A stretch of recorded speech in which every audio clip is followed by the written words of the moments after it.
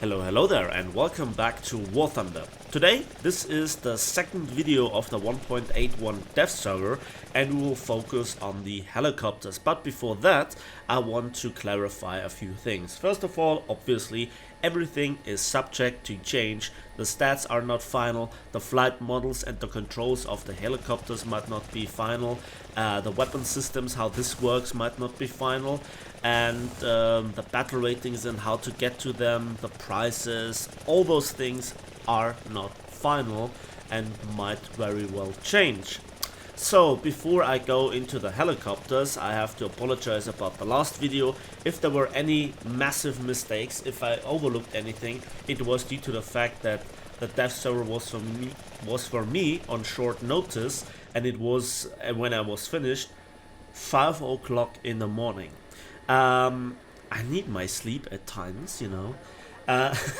And if I would have known that that night the dev server would come online, I would have slept, you know, in the afternoon to have a bit more energy late at night for making videos. And yeah, so I forgot the T-54 E1 for the Americans, another premium tank.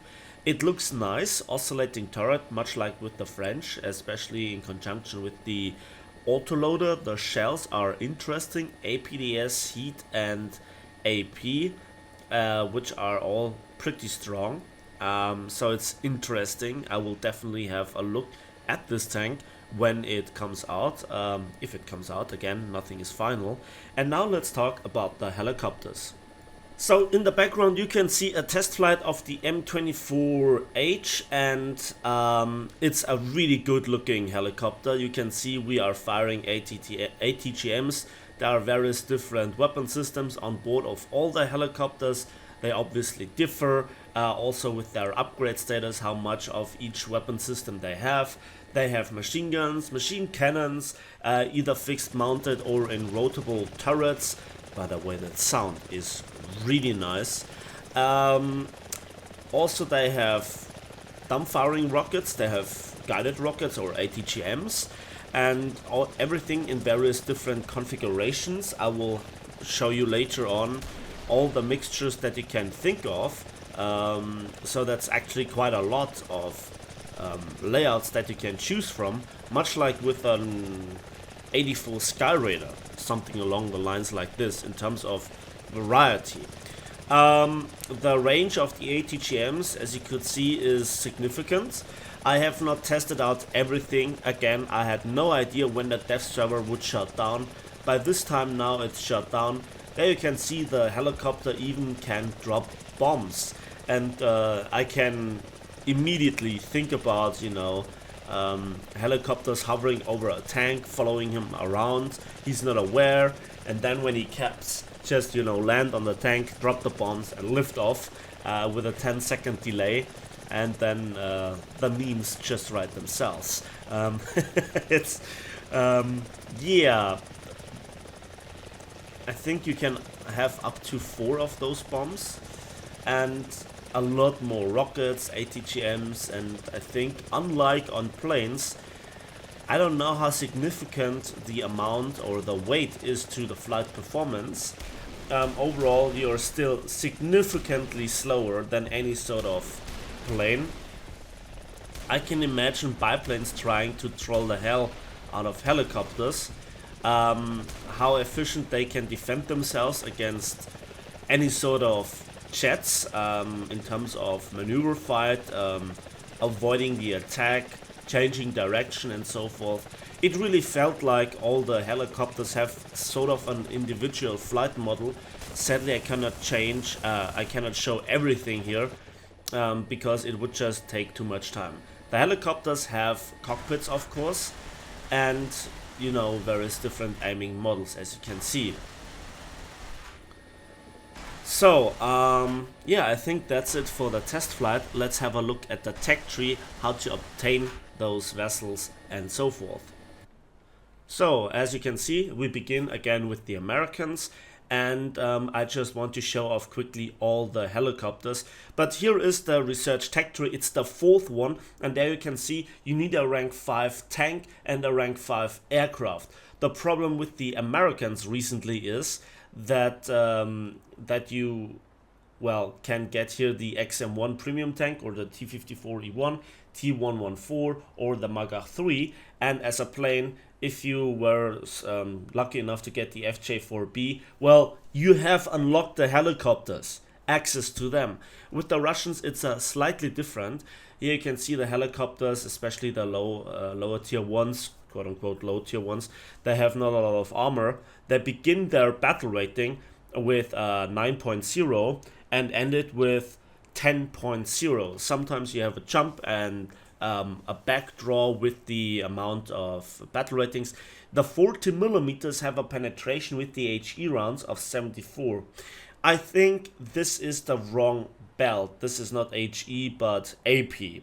And there you can see various different loadouts, and I will show them off for each and every single helicopter. So I guess Gaijin wanted to implement the restriction that you need to have a tier 5 plane and a tier 5 tank as some sort of skill cap, so that you need to know Gaijin's game mechanics for tank RB, how to play tanks, how to play with aircraft, at least to a certain degree, to then get those things unlocked. I don't think that that buying the premium helicopter themselves is actually the thing that unlocks the tech tree version of it. Okay, so this might be a bit difficult to wrap your head around. It's something unique that you need to kind of finish, in theory, 2 other tech trees to then unlock a third tech tree, in this case helicopters. While maybe the thought was very honorable, again, you can just buy yourself a premium tank, and if you're a very old player, it's very likely that you have 1 or 2 jets, when, in the olden days there was not too much to research, or not as much to research in the tech trees for the American planes and, well, also the Russian planes. For the Russians, we have an interesting similar story, but back to the American tanks. They have very often a lot of those Hydra 70 rocket pods, and also a lot of fixed mounted machine guns, Gatlings in particular.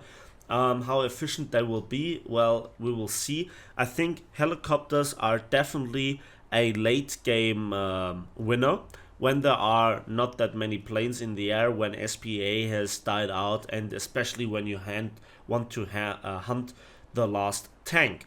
But furthermore, I think their long-range capabilities against SPA will be very interesting. One problem that I see with helicopters in general is the pure principle that some of the map designs, I already can see that somebody is just hovering behind the spawn of the enemies, very low altitude in hard cover, and just be a constant threat. And if they don't have planes around, then spawn camping will become an issue. Knowing the community, how it is, I know this sounds already very pessimistic, but not mentioning it is... I'm very interested in how Gaijin handles this. So yeah, that will be very interesting. About the armor of the helicopters, some of them actually have a little bit of armor, but much like with planes, I don't think that it will be very, very efficient. Again, the various different weapon systems, how you can use all of them, that'll be very interesting. As soon as randomly an SPA joins in, especially at this battle rating, it's most likely a radar SPA, you have a goddamn hard time dealing with it, because while jets can just make some dolphin moves, wiggling up and down to screw over with the aim, to actually throw enough lead into the air onto a helicopter that is significantly slower and just needs a little bit more time to react. I think something like the Gepard Type 74, Shilka, M163 and Falcons, they will have an easy time picking them off, as long as they are close enough. And that's now the thing, because there are no statistics about how long range the Tau missile is, or the other missile systems that are guided. And so I think it will become the old rivalry again between some sort of thing in the air and SPA on the ground. As you could see with the FJ4B video, the ridiculous splash damage of those, well, guided Tiny Tims practically. It's interesting, to say the least. And here we have again the same story with the Soviets. You need a tier 5 premium tank, and for a tier 5, or you can have a tier 5 premium tank, Object 120 or T55AM1. And here again, the LA-174, if you got this rather rare reward these days, you can directly get into helicopters. And again, the ME-24D is a beautiful helicopter. So we begin again with a rather low tier 1. It actually has what looks like a radial engine in the front.